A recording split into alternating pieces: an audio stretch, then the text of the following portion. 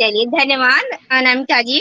अब मैं आगे बुलाना चाहूंगी आदरणीय मीता गुप्ता जी को, जो कि बरेली उत्तर प्रदेश से हैं, और वो उनकी रचना पुस्तक प्रकाशित हो चुकी है, कोई मिल गया, और जिसका लोकार्पण आदरणीय कवि सोम ठाकुर जी ने और गीतकार किशन सरोज जी द्वारा किया गया था। और वो बहुत ही प्रसिद्ध कवित्री हैं, और मैं ज्यादा भूमिका ना बांधते हुए उनके एक दोहे से ही उनका स्वागत करना चाहूंगी। रजनीगंधा ज्यों झरे ऐसे मीठे बोल, मेघदूत के छंद सा हर अक्षर अनमोल। तो स्वागत है आदरणीय मीता गुप्ता जी का। सभी को सादर नमस्ते। सर्वप्रथम मैं आभार व्यक्त करना चाहूंगी द मैजिक मैन पटल पर मुझे आमंत्रित करने के लिए, हिंदी काव्य पाठ माला के इस महायज्ञ में अपना छोटा सा अंशदान देने के लिए आपने मुझे यहाँ आमंत्रित किया। मैं श्री नरेंद्र चंद्र जोशी जी का हृदय से आभार व्यक्त करती हूँ।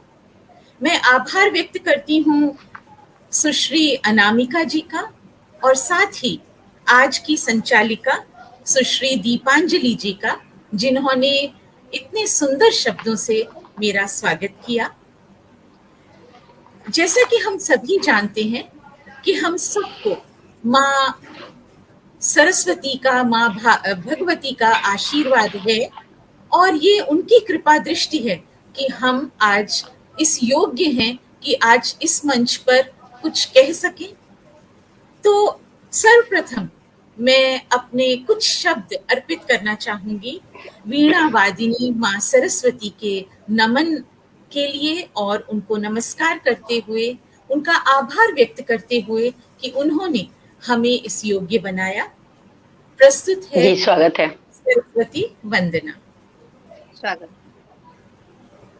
मनुज कंठ वासिनी शत शत नमन माँ, कमल दल वासिनी शुभ्र पट धारिणी शत शत नमन माँ, संगीत सुहासिनी हंस वाहिनी भारती शत शत नमन माँ, शब्द प्रवाहिनी मृदु हृदय धारिणी शत शत नमन माँ, तेजस्विनी करुणाकरणी दिव्य ज्योति प्रकाशिनी शत शत नमन माँ, उज्ज्वल रूप स्वामिनी सौंदर्य सुशोभिनी हत हरिणी तम हरिणी शत शत नमन माँ, शांत स्वभाविनी मार्ग कंटक हरिणी शत शत नमन माँ, सत्यवाणी प्रदायिनी मिथ्या शमन करणी शत शत नमन माँ, भव सागर तारिणी शत शत नमन माँ, शत शत नमन माँ,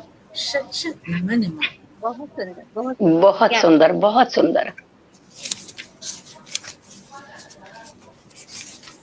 यदि आपकी आज्ञा हो तो माँ सरस्वती के पश्चात उस अगम ईश्वर की वंदना मैं प्रस्तुत करना चाहूंगी। वह जो निराकार है, जी धन्यवाद, वह जो निराकार है, वह जो ब्रह्म है, वह जो हमारे कण कण में समाया है। हम मूर्ख हैं, हम मात्र मनुष्य हैं, हम उसके उस अगोचर रूप को नहीं पहचान पाते। हम उससे प्रश्न करते हैं, और फिर अंतरिक्ष में बैठा वह अगम ईश्वर हमें क्या उत्तर देता है। ये रचना बहुत ही प्रसिद्ध रचना है मेरी, और इसके पीछे जो मेरी प्रेरणा स्रोत रही हैं वे हैं मधु मोहिनी उपाध्याय जी, जो कि आज अंतरराष्ट्रीय पटल पर एक सुविख्यात कवयित्री हैं। प्रस्तुत है उस अगम ईश्वर को नमन करते हुए यह रचना, जिसमें मूर्ख मनुष्य उससे प्रश्न करता है और फिर देखते हैं ईश्वर उन्हें क्या उत्तर देते हैं। ओ अंतरिक्ष तुम क्या हो। अंतरिक्ष अर्थात ईश्वर, जो हम सब में समाया है, कण कण में समाया है, जो सर्वव्यापक है। ओ अंतरिक्ष तुम क्या हो, क्या तुम मायावी जाल हो, या अनजान नाव की पाल हो, तुम प्रकाश या अंधकार हो, तुम शुष्क हो या आर्द्र हो, क्या तुम परमाणु हो अणु के, लगते तुम कभी चंद्र तनु से, क्या गति की परिभाषा हो, क्या तुम शक्ति की आशा हो, ओ अंतरिक्ष तुम क्या हो, क्या तुम आकाश का विस्तार हो, क्या प्रकृति का चमत्कार हो, क्या पदार्थ का कोई प्रहार हो, क्या ईश्वर का ही सौंदर्य हो, ओ अंतरिक्ष तुम क्या हो। कितना कठिन है तुम्हें समझ पाना, तुम्हारे नियंता को हमने कभी न जाना, तुम गूढ़ रहस्य लघु ज्ञान बुद्धि मेरी, कैसे जाना लघु कंकड़ों में तुमने बस जाना, कैसे जाना लघु कंकड़ों में तुमने बस जाना। तो ईश्वर मुस्कुराकर उत्तर देते हैं, अरे मूर्ख मनुष्य, आंखें खोल, दृष्टिपात कर, मैं ही तेरे रत जगों में प्रकाश बनकर आया। पंक्ति पर ध्यान दीजिएगा, मैं ही तेरे रत जगों में प्रकाश बनकर आया, मैंने ही तेरी धमनियों में ऊर्जा का रूप पाया, मैं ही तेरे संकल्पों में दृढ़ता बनकर आया, मैं तेरे कण कण में हूँ। हे मनुष्य, मैं तेरे कण कण में हूँ समाया, अरे मूर्ख मनुष्य, तुम में मैं हूँ, मुझ में तुम हो, आंखें बंद कर, हाथ बढ़ा, मुझे बुला, मेरा स्पर्श कर, मुझसे बातें कर, मेरी बातें कर, मुझे अनुभव कर, और मेरे स्निग्ध सागर में डूब जा, मेरे स्नेह सागर में डूब जा, मेरे स्निग्ध सागर में डूब जा, मेरे स्नेह सागर में डूब जा। बहुत खूब, बहुत शानदार। बहुत ही सार्थक रचना आपकी। जी शुक्रिया जी, शुक्रिया। मैं आगे बढ़ सकती हूँ? हाँ हाँ बिल्कुल, स्वागत है। मेरी सोच सकारात्मक सोच रहती है। मैं सदैव प्रयास ये करती हूँ कि कहीं भी कोई भी नकारात्मकता हो तो उसे एक सकारात्मक स्वरूप देकर उस दृष्टिकोण से देखा जाए। कहने को ये धरती विभिन्न प्रकार के वैमनस्य से भरी है, विपरीत परिस्थितियां भी हैं, परिस्थितियां ऐसी जो हमें विचलित करती हैं, किंतु मैंने एक सपना देखा है और वह सपना इस सुंदर धरा का सपना है। इस कविता को जब मैंने रचा तो जिन्होंने इस कविता को ध्यान से सुना उन्होंने मुझे कहा ये टैगोरी रचना है। दीपांजलि जी आप जरा ध्यान दीजिएगा, उन्होंने कहा ये बड़ी टैगोरी रचना है। मैंने कहा ये टैगोरी रचना क्या होती है, तो उन्होंने कहा कि रविंद्रनाथ टैगोर जी का मेरे ख्याल से माध्यम उन्होंने दिया है, बहुत प्रसिद्ध कवि हैं वो। जी जानती हूँ मैं उनको, बांग्ला के हैं प्रसिद्ध कवि। जी जी जी। तो महाकवि रविंद्रनाथ टैगोर की बहुत सारी रचनाएं हैं और गीतांजलि के लिए उन्हें नोबेल पुरस्कार भी प्राप्त हुआ है। बिल्कुल। और हम सब पर कहीं ना कहीं उनके व्यक्तित्व का, उनके कृतित्व का प्रभाव रहता ही है। हम सब भारतीय हैं, रोज रोज हम राष्ट्रगान गाते हैं, उन्हें याद करते हैं, उन्हें नमन करते हैं। तो जब ऐसी तुलना हुई मुझ जैसे इस बिल्कुल ही साधारण कवियत्री की उनकी किसी कविता से, तो मुझे बहुत अच्छी बात नहीं, बिल्कुल गर्व की बात है और हम सबको भी उन पर महान गर्व होता है। तो अगर हमारी भी कोई रचना कोई किसी बड़े प्रतिष्ठित कवि से अगर मतलब कंपैरिजन कर देता है तो जाहिर सी बात है कि प्राउड वाली बात है। चलिए आगे बढ़ते हैं। तो बहुत ही आदर और सम्मान के साथ गुरुवर को नमन करते हुए, उन्हें याद करते हुए, उन्हें अपने हृदय से श्रद्धांजलि और भावांजलि अर्पित करते हुए प्रस्तुत करती हूँ यह रचना। मैं सपना देखती हूँ ऐसी धरा का, धरा यानी धरती। मैं सपना देखती हूँ ऐसी धरा का जहाँ लोग स्नेह सूत्र में बंधे हों, जहाँ की मिट्टी प्रेम में पगी हो और रास्ते शांति की अल्पना से सुसज्जित सुसज्जित सुसज्जित। मैं सपना देखती हूँ ऐसी धरा का, मैं सपना देखती हूँ ऐसी धरा का जहाँ सब आजादी से सांस ले सकें, जहाँ अंतरात्मा की मिठास हो, जहाँ तेरे सुख में मेरा सुख हो। पंक्ति पर ध्यान दीजिएगा, जहाँ तेरे सुख में मेरा सुख हो और जीवन विश्व कल्याण को अर्पित अर्पित अर्पित। मैं सपना देखती हूँ ऐसी धरा का, मैं सपना देखती हूँ ऐसी धरा का, जहाँ सब समभाव से रहें, जहाँ दिलों में सद्भाव रहे, धरती की संपदा के प्रति खिंचाव रहे। पर्यावरण की सुरक्षा करना भी हमारा दायित्व है, क्योंकि पर्यावरण यदि सुंदर है, स्वच्छ है, अनुकूल है, तो हमारा हृदय भी और हमारा मस्तिष्क भी और हमारी देह भी उतनी ही अनुकूल, सुंदर और स्वच्छ बनेगी। धरती की संपदा के प्रति खिंचाव हो और जीवन कल्याण के लिए हो समर्पित, समर्पित, समर्पित। मैं सपना देखती हूँ ऐसी धरा का, मैं सपना देखती हूँ ऐसी धरा का, जहाँ हर कोई आजाद हो। अब हम इस वर्ष 75वें वर्ष में प्रवेश कर चुके हैं। भारत की आजादी को 75 वर्ष पूरे होने जा रहे हैं। ऐसे में मेरी कल्पना यह है कि हम मन से भी आजाद हों, रूढ़ियों से आजाद हों, अंधविश्वासों से आजाद हों, अज्ञानता से आजाद हों। तो मैं कहती हूँ अगली पंक्ति में, मैं सपना देखती हूँ ऐसी धरा का, जहाँ हर कोई आजाद हो, मानवता जहाँ आबाद हो, कली कली जहाँ शाद हो, और लोग हों उल्लसित, तरंगित, आत्मार्पित, आत्मार्पित, आत्मार्पित। मैं सपना देखती हूँ ऐसी धरा का, मैं सपना देखती हूँ ऐसी धरा का। बहुत शानदार और एक सकारात्मक कविता आपने सुनाई, बहुत ही लाजवाब कविता रही। आपकी पसंद की कोई कविता, आप यदि कोई ऐसा कुछ ऐसा करना चाहेंगी मुझसे अनुरोध, कोई ऐसा विषय जिस पर, या मैं अपने अनुसार ही अपनी रचनाएं पढ़ूं? आपका जैसा पढ़े। आपकी सारी कविताएं बहुत ही सुंदर लग रही हैं, तो मेरे ख्याल से आप जो चुन के लाई होंगी वो तो बेहतरीन होगा, तो आप अपने ही अनुसार पढ़ें, मैं उसकी तारीफ करूंगी और सभी लोग जो श्रोता दिख रहे हैं, देख रहे हैं, वो भी आपकी तारीफ करेंगे, क्योंकि आप वास्तव में बहुत लाजवाब पढ़ रही हैं। मनुष्य के जीवन में, सभी मनुष्यों के जीवन में एक पल ऐसा आता है जब उसे ऐसा एहसास होता है, उसे ऐसी अनुभूति होती है कि वह ईश्वर के कहीं स्पर्श में है। मैं इस कविता की रचना मैंने बहुत पहले की थी और ये प्रभावित है मदर टेरेसा से।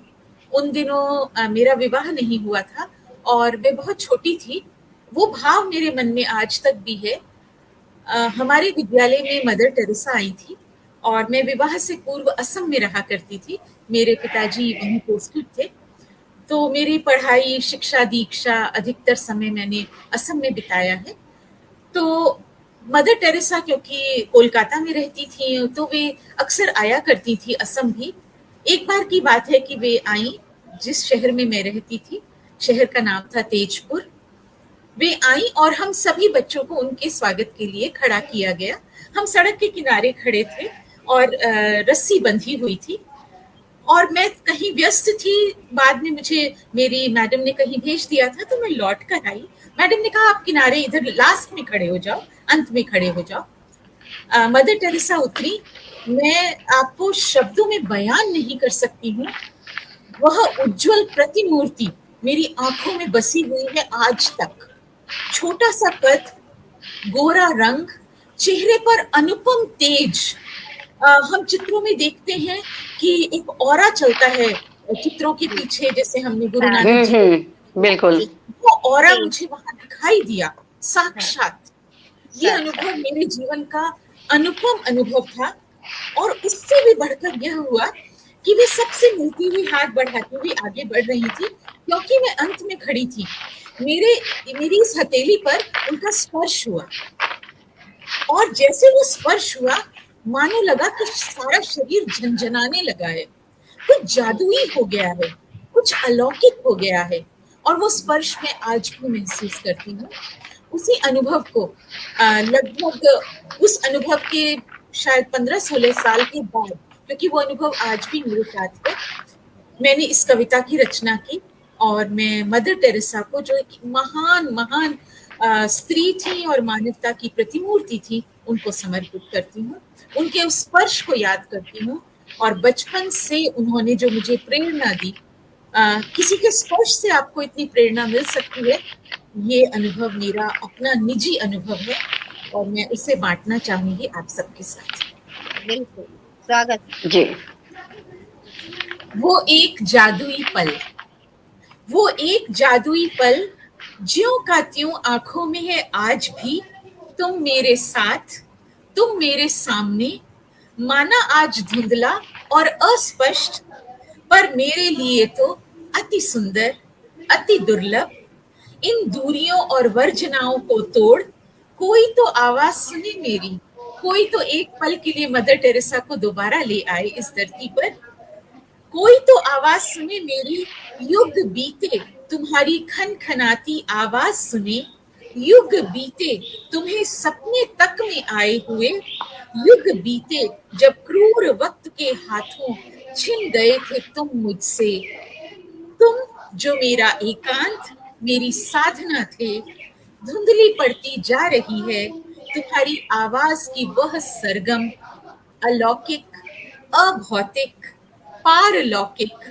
इस सूने उदास अलस पलों में, अलस का अर्थ होता है आलस्य भरे, इस सूने उदास अलस पलों में कोई सी रहती हूं मैं, काले उमड़ते बादलों में कोई कल्पना नहीं। अब कोई कल्पना जैसे शेष नहीं है, कोई कल्पना नहीं, कोई मानो प्रेरणा भी नहीं, न कोई रोने, मचलने या प्यार करने को, न कोई बहाना जीने को। और तब अचानक, क्योंकि वह प्रतिमूर्ति मेरे सामने रहती है, जब जब मैं याद करती हूँ मेरे सामने आती है मदर टेरेसा, और तब अचानक फिर वही जादुई पल आ जाता है। तुम मेरे सामने आ जाती हो, तुम मेरे साथ होती हो, अति सुंदर, अति दुर्लभ, अलौकिक, अभौतिक, पारलौकिक, पारलौकिक, पारलौकिक। बहुत ही शानदार, बहुत ही शानदार। और शब्दों का चयन आपने उस उम्र में इस तरह से आपने किया, कमाल की बात है कि आपका सोचने का जो स्तर था काफी ऊंचा रहा है। जो गुरुजनों ने सिखाया और जो परिस्थितियों ने समझाया, जो अनुभव जीवन से मिले, वे सारे अनुभव सकारात्मक रहे। और मैंने हमेशा ये प्रयास किया कि जो मुझे मिला, यानी मेहंदी मुझे मिली, तो मैंने मेहंदी ही बांटने का प्रयास किया। जी बिल्कुल, बहुत अच्छा। जी, चाहे अपने आसपास के लोग हों या मेरे विद्यार्थी हों और चाहे मेरा परिवार हो अपना, तो जी कभी कभी हम खुशियों को कम मान लेते हैं, हम दुख के कुछ पलों को बड़ा कर देते हैं, और सबसे आसान होता है शायद रोना, क्योंकि हम रोते हुए इस धरती पर, तो बिल्कुल बिल्कुल जी, रोना बहुत आसान है जो मैं मानती हूँ, हंसना और खुश होना मुश्किल है। जी जी जी, जी। तो मैंने अगली कविता में खुशियां भी कहाँ कम है, हम ढूंढे तो अनेक खुशियां हमारे आसपास से बस बिखरी हुई हैं, देर है, बिल्कुल बिखरी हुई है, चुनने की देर है। जैसे मैंने कहा कि मैं असम में रही हूँ लंबे अरसे तक, तो मैंने वहां पर चाय के बागानों में स्त्रियों को चाय की पत्तियां चुनते हुए देखा है। आपको शायद मालूम होगा और हमारे सभी दर्शकों को जी ये बात पता होगी कि जो स्त्री वहां पत्तियां चुनती है वह विशेषज्ञ होती है, वो साधारण श्रमिक नहीं होती, वह जानती है कौन सी पत्ती को चुनना है, और एक पूरे बड़े जो पौधा होता है उसमें से मात्र 1 या 2 पत्ती ऐसी होती है जिनको चुना जाता है, शेष जो नीचे का पौधा होता है वह केवल आधार होता है। तो वही चीज मैंने अपनी इस कविता में प्रस्तुत करने का प्रयास किया है कि खुशियां कम नहीं है, मात्र आवश्यकता इस बात की है कि हम उसे कैसे चुनते हैं, हम कैसे उसे ढूंढते हैं, हम कैसे उस खुशी को अपने जीवन में आत्मसात करते हैं। तो प्रस्तुत कविता जी स्वागत है। भी कहाँ कम है, खुशियां बांटने से बढ़ती हैं, बिल्कुल सच बात है। और दुख बांटने से घटता है, तो क्यों ना मिलकर खुशियां बांटें और खुशियों को ढूंढें, जो आसपास है उन्हें जीवन में उतारें।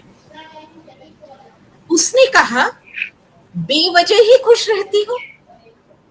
यह क्या कविता बात है। उत्तर संवाद शैली में है। उसने कहा, बेवजह ही खुश क्यों रहती हो? मैंने कहा, हर वक्त दुखी भी क्यों रहूं? बिल्कुल, बहुत तो बढ़िया। चाहिए। तो मैंने कहा, हर वक्त दुखी भी क्यों रहूं? उसने कहा, जीवन में बहुत गम है। मैंने कहा, गौर से देखो, खुशियां भी कहाँ कम है। बिल्कुल, बहुत उसने कहा, बहुत बढ़िया। उसने कहा, जीवन में बहुत गम है। मैंने कहा, गौर से देखो, खुशियां भी कहाँ कम है। उसने तंज किया। तंज करना, उलाहना देना या आक्षेप जी, जी। लगाना सबसे सरल होता है, और हम अपने सामने किसी को भी कुछ भी कह सकते हैं, ये हमारा अपना स्वतंत्र अधिकार है हमारे पास। तो उसने तंज किया, ज्यादा हंस मत, नजर लग जाएगी। ऐसा हम कहते हैं भारतीय परंपराओं में, हम अक्सर कहते हैं, अच्छा अच्छा इतना, अरे अरे नजर लग जाएगी, चलो नजर जी, उतार। बिल्कुल।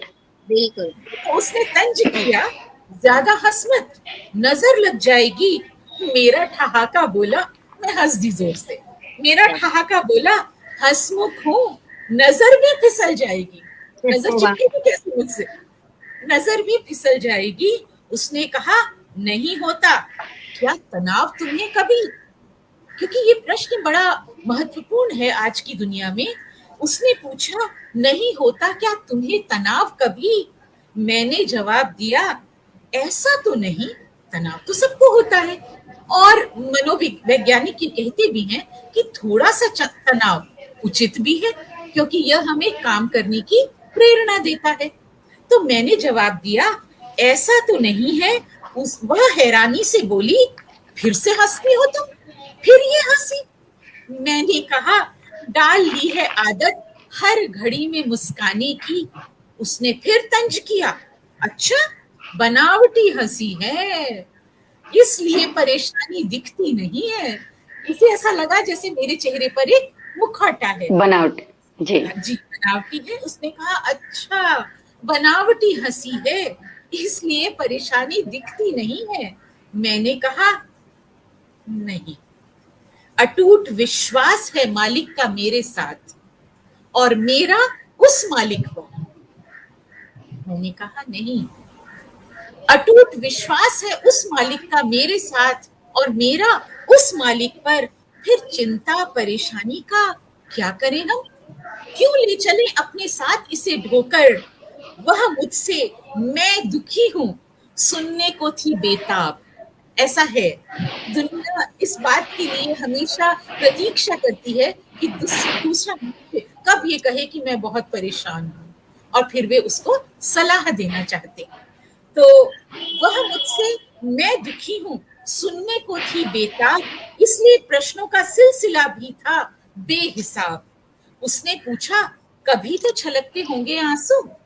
आंसू आना, रोना, ये एक मानवीय प्रक्रिया है, और बहुत ही साधारण सी बात है।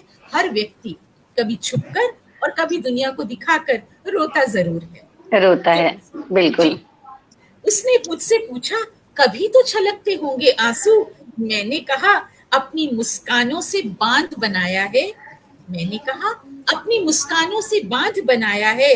अपनी हंसी कम पड़े तो कुछ और लोगों को हंसा देती हूँ। वे हंसते हैं तो मैं भी हंस देती हूँ। पंक्ति को पुनः कहती हूँ। मैंने कहा, जी, जी। अपनी मुस्कानों से बांध बनाया है। अपनी हंसी कम पड़े तो कुछ और लोगों को हंसा देती हूँ। वे हंस देते हैं तो मैं भी हंस देती हूँ।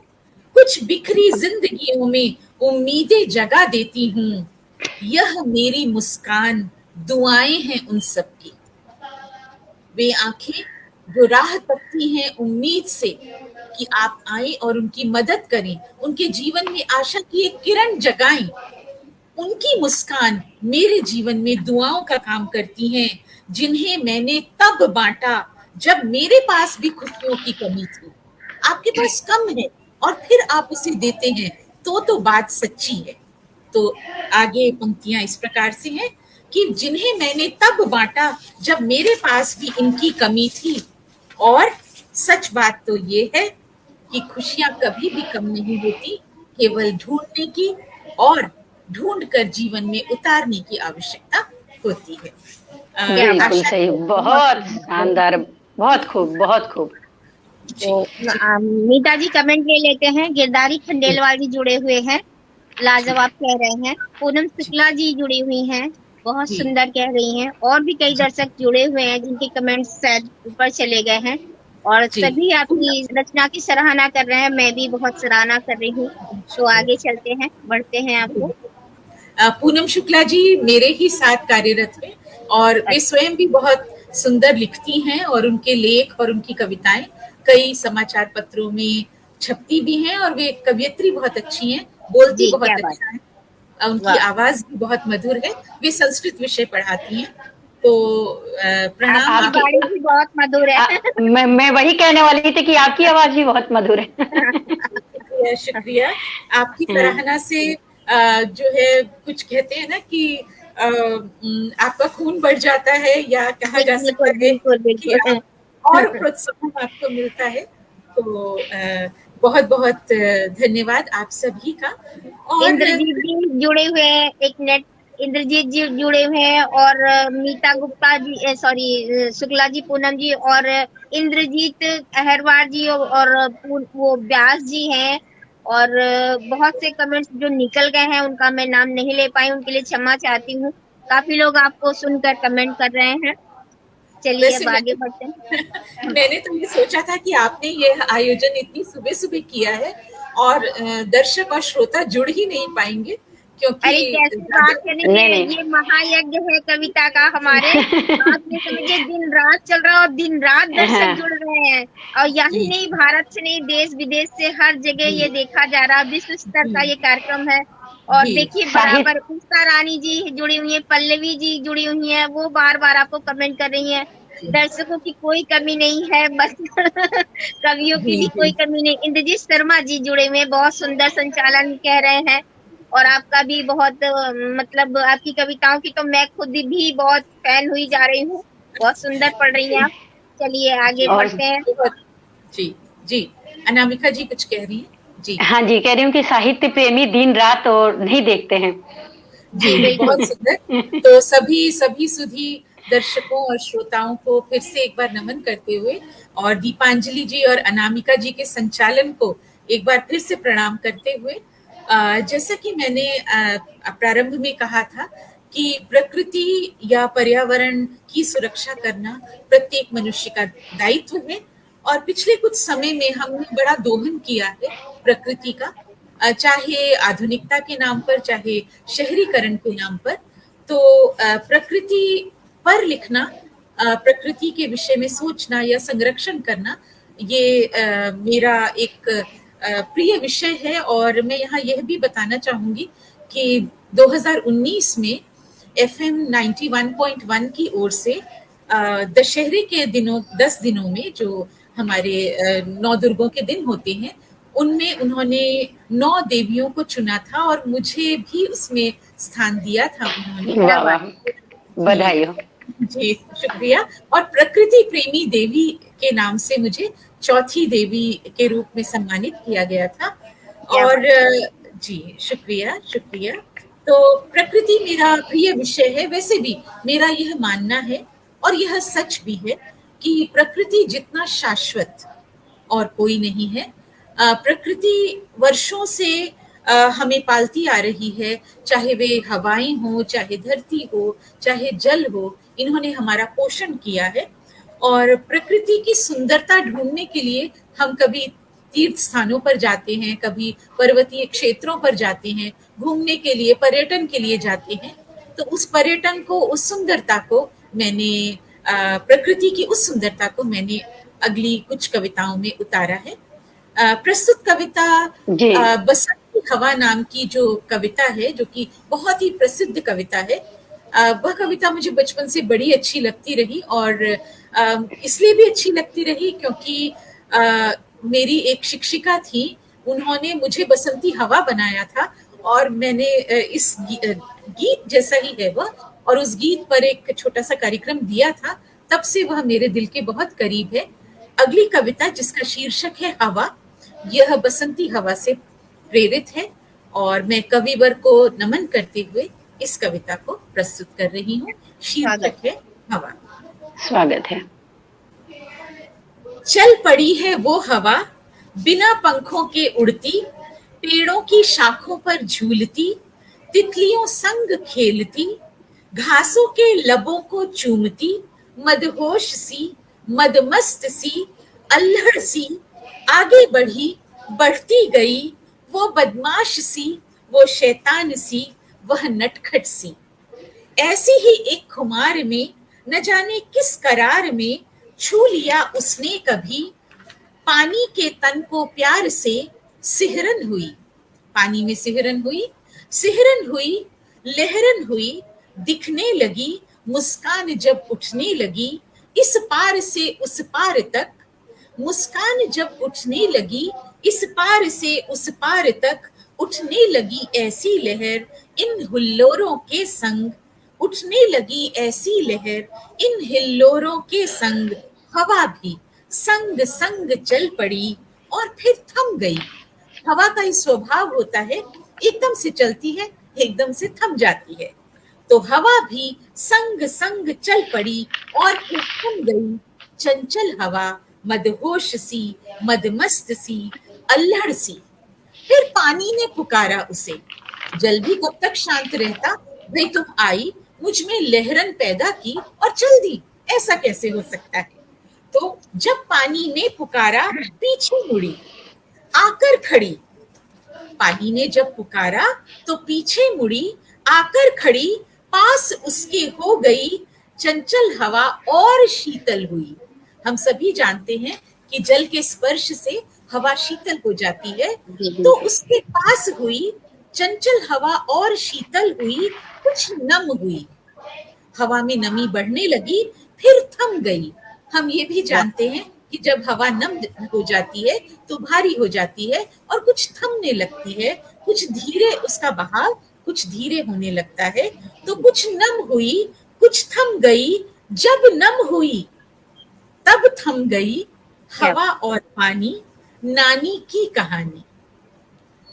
हवा और पानी, हवा और पानी, नानी की कहानी, पहली बार हुए, एकाकार हुए, मदहोश सी, मदमस्त सी, अल्हड़ सी, न जाने कब बढ़ी, न जाने क्यों बढ़ी, न वह आगे बढ़ी, न वह बढ़ती गई, कुछ रुक गई, कुछ थम गई, जल के उस स्पर्श से, उस संस्पर्श से वह रुक गई, वह थम गई, फिर न आगे बढ़ी, फिर वह थम गई, फिर वह थम गई। मानो जल ने हवा के उस बहाव को कहीं रोक दिया हो और कह रहा हो कि तुम मुझसे तो कुछ बात नहीं ना, आगे कैसे बढ़ती जा रही हो। जी जी जी, क्या बात है, बहुत ही सुंदर रचना थी। और प्रकृति का मतलब कि जैसे कविता को आपने बांध दिया है प्रकृति के चारों इर्द गिर्द, बहुत खूबसूरती से आपने उसको प्रस्तुतिकरण भी अच्छा किया आपने, बहुत ही लाजवाब पढ़ा। जी, बहुत बहुत धन्यवाद आपका। जैसा कि मैं पहले कह चुकी हूँ कि प्रकृति से मुझे कुछ विशेष लगाव है और प्रकृति मानो मेरी प्रेरणा रही है। अगली कविता मैं प्रस्तुत करने जा रही हूँ जो फिर प्रकृति पर आधारित है और यह उन दिनों की बात है जब मेरा बड़ा बेटा अपूर्व चेन्नई में रहा करता था और उससे पहले मेरा छोटा बेटा गोवा में रहा करता था। तो ये दो शहर ऐसे हैं जहाँ सागर है और मुझे सागर से बहुत डर लगता था। मुझे ऐसा लगता था सागर के तट पर खड़े होकर कि जब लहरें आती हैं तो मेरे पैरों के नीचे की रेत खिसक जाती है और मुझे हमेशा ऐसा लगता था कि मेरा स्थायित्व कहीं हिल रहा है और मानो मैं गिर जाऊंगी। लेकिन इन दो शहरों में जाने के बाद और दोनों बच्चों के मेरे साथ होने के कारण मैंने ये सीखा कि सागर हमेशा आपके लिए सकारात्मक होता है और वह सम्मोहन का कारण होता है। उसकी विशालता, उसकी गुरुता हमें प्रेरणा देती है। तो बिल्कुल अगली सागर। रेतीले तट पर खड़ी हुई मैं सम्मोहित सी सम्मुख देख रही, मेरी सांसें बहता पानी सी है दृष्टि जहां तक जाती, पैरों के नीचे पानी का था अंबार। मैं आपसे कह चुकी हूँ कि मुझे पहले बहुत डर लगता था, किंतु गोवा और चेन्नई जाने के बाद, समुद्र को खुद आंखों से देख लेने के बाद साक्षात रूप में मेरा यह डर अब धीरे धीरे समाप्त हो गया है। तो है दृष्टि जहां तक जाती, पैरों के नीचे पानी था या अंबर, उस पार उमड़ती लहरें झुक झुक करती नभ का आलिंगन, सागर झुक झुक करता नभ का आलिंगन। रवि बना साक्षी एकटक देख रहा, रवि अर्थात सूर्य, सूर्य डूबता है उगता है समुद्र से जब, तो अतुलनीय आभा अपनी फैलाता है। ऐसा लगता है जैसे सूर्य की सुनहरी किरणें समुद्र की लहरों के साथ समुद्र के ऊपर मानो एक सोने की सड़क बना रही हो और माँ लक्ष्मी का आह्वान कर रही हो कि माँ लक्ष्मी आए और सोने की उस सड़क पर चढ़कर वे स्वर्ग के द्वार तक जाएं। तो कुछ ऐसी ही कल्पना अगली पंक्तियों में। रवि बना साक्षी एकटक देख रहा, करता किरणों को न्यौछावर, सागर की गहराई उतनी जितने मोती माणिक जलचर, कितनी लहरें बनती मिटती लाती सिहरन, सागर झुक झुक करता इन लहरों का आलिंगन, सागर झुक झुक करता इन लहरों का आलिंगन। पहले नभ का आलिंगन, अब इन लहरों का आलिंगन। समुद्र में अनेक नौकाएं होती हैं, मछुआरे होते हैं, वे अपने नित्य प्रति के कार्य के लिए निकलते हैं सुबह और शाम तक मछलियां पकड़कर वे वापस किनारे पर लौटते हैं। मछुआरों का यह कार्य बहुत ही परिश्रम से बढ़ा है, वह परिश्रम से बना हुआ है, परिश्रम से जुड़ा है। अगली पंक्तियां उन सभी नाविकों और मछुआरों को समर्पित हैं जो सागर में प्रतिदिन जाते हैं बिना डरे अपनी जीविका अर्जन करने के लिए। नौकाएं मछुआरों की लहरों की गोदी में खेलें, आती जाती लहरें तट पर पद प्रक्षालन के लगाती मेले, सिंधु लहरें क्यों विकल हैं। आप जब भी समुद्र के किनारे जाएंगे ऐसा लगेगा कि लहरें हमेशा कुछ व्याकुल सी रहती हैं, कुछ बेचैन सी रहती हैं, तभी तो एक स्थान पर ठहरती नहीं, हमेशा आती रहती हैं जाती रहती हैं। तो सिंधु लहरें क्यों विकल हैं, सिंधु लहरें क्यों करती उन्मीलन, सागर झुक झुक करता सिंधु लहरों का आलिंगन, सिंधु लहरों का आलिंगन। क्या खोज में निकली अपने किनारों की, ये लहरें क्या कर रही हैं, क्या ये अपने किनारे ढूंढ रही हैं। क्या खोज में निकली अपने किनारों की, नीली नीली वेगवती, कभी आह्लादित कभी क्रोधित। जब सुनामी जैसी स्थिति आती है तो लहरें क्रोधित होती हैं, कभी आह्लादित कभी क्रोधित, उन्माद ग्रस्त हो दौड़ लगाती, उठती गिरती क्या करती होंगी चिंतन, सागर झुक झुक करता इनका आलिंगन, सागर झुक झुक करता इनका आलिंगन। करती विलास कभी उन्मुक्त हास, हास का अर्थ होता है हंसी, हंसी। करती विलास कभी उन्मुक्त हास, गुंजायमान घोर, दूर करते सब विकार, श्वेत फेनिल, फेनिल यानी फेन से भरे हुए, झाग से भरे हुए, श्वेत फेनिल चहु ओर, चरण धोकर समाती, लाती ठहरन, सागर झुक झुक करती, करता आलिंगन, सागर झुक झुक करता आलिंगन। अंतिम पद्यांश है, समय भी पूर्ण हो चुका है। संसार सागर की लहर हम, कविता थोड़ी दार्शनिकता की ओर मुड़ गई है। संसार सागर की लहर हम, काश हम भी खोज पाते, अपने सत्य रूपी किनारों को मिल पाता विश्राम। जीवन भर हम दौड़ते रहते हैं यहाँ से वहां, पता नहीं किस सत्य की खोज में ढूंढते हैं, किस सत्य को ढूंढना चाहते हैं। आगे पंक्तियां इस प्रकार हैं, अपने सत्य रूपी किनारों को ढूंढते ढूंढते हम थक जाते हैं, अगर ढूंढ पाते तो मिल जाता विश्राम।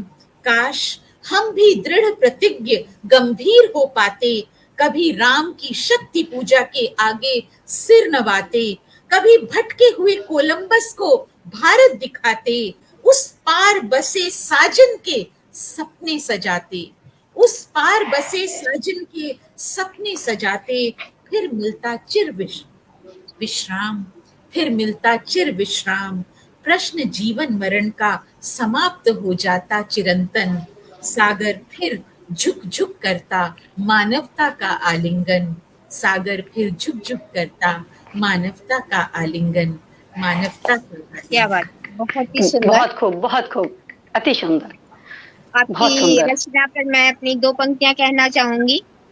आसुरी वृत्तियां क्षीण होने लगी, शक्तियों में स्वतः हीनता आ गई, दैत्य रोने लगे, क्लांत होने लगे, इस धरा पर रंगीनियां आ गईं, रंगीनियां आ गईं। तो शुक्रिया। क्या बात है। अशोक गुप्ता जी जुड़े हुए हैं। धन्यवाद अनामिका जी। अशोक गुप्ता जी जी जी। जुड़े हुए हैं, वो कमेंट कर रहे हैं। पूनम शुक्ला जी बराबर आपका उत्साहवर्धन कर रही हैं, और इंद्रजीत शर्मा जी जुड़े हुए हैं, वो बराबर आपको कमेंट कर रहे हैं।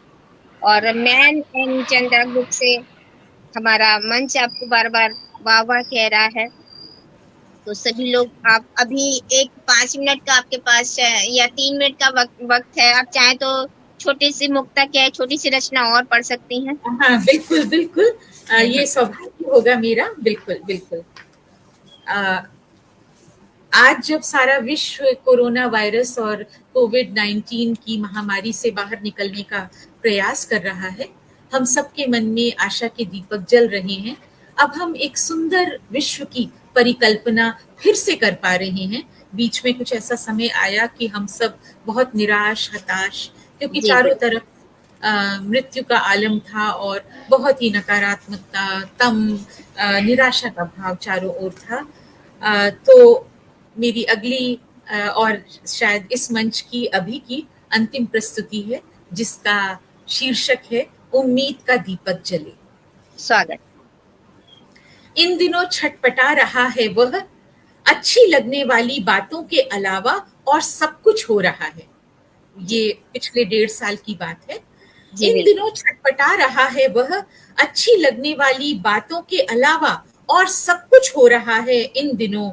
अब पहले वाला वह समय कहाँ, चले जाते हैं सिलसिले, बढ़ी जाती है बेकरारी, गुजर जाते हैं दिन पर दिन, अनचिन्हे से, अनजाने से, न पहचाने से, भीड़ के गुबार में गुम होने से पहले आएगा क्या कोई ऐसा दिन, चीन्हा सा, जाना सा, अच्छा जी, पहचाना थैंक सा, यू। जिस दिन वह थाम सकेगा दिल को, भावनाओं को, वजूद को अपने, आज की सारी अच्छी न लगने वाली सारी बातें तब हो जाएंगी अंतिम तनाव, अंतिम पीड़ा, अंतिम कुंठा, अंतिम भूख, अथ से इति तक अच्छी लगने वाली।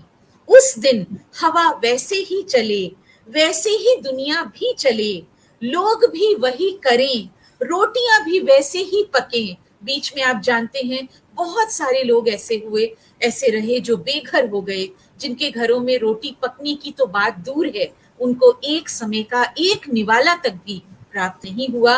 तो मेरी ये उम्मीद है, मेरी यह आशा है कि यह संसार फिर से सर्वे भवन्तु सुखिनः, सर्वे सन्तु निरामयाः, सर्वे भद्राणि पश्यन्तु, माँ कश्चित् दुःखभाग् भवेत्। यह संसार ऐसा ही हो कि रोटियां फिर से पकें, चाहे खरी पकें, चाहे कच्ची पकें, चाहे चूल्हे पे पकें, चाहे गैस पे पकें, लेकिन रोटियां फिर से वैसी ही पकें जैसे बरसों से पकती आई हैं, माँ के पल्लू के तले, पिता के साए के तले। फिर वह वक्त कभी न टले, कभी न टले, और उम्मीद का दीपक जले, उम्मीद का दीपक जले, उम्मीद का दीपक जले। एक छोटे से क्या मिट्टी के दीपक में बहुत शक्ति होती है, और वह अपने आसपास के अपने घेरे में जितना प्रकाश कर सकता है उतना प्रकाश करता है। इसी आशा के साथ, इसी उम्मीद के साथ, इसी प्रकाश के साथ आप सभी को बहुत बहुत धन्यवाद जुड़ने के लिए, सुनने के लिए, इस मंच पर मुझे आमंत्रित करने के लिए। चलिए, धन्यवाद। समय की बाध्यता के चलते मैं आपसे इस मंच से विदा लेती हूँ, और अगले कवि को आमंत्रित करती हूँ और मंच अनामिका जी को सौंपती हूँ और फिर कभी किसी पटल पर मिलेंगे। सादर जी नमस्कार। नमस्ते जी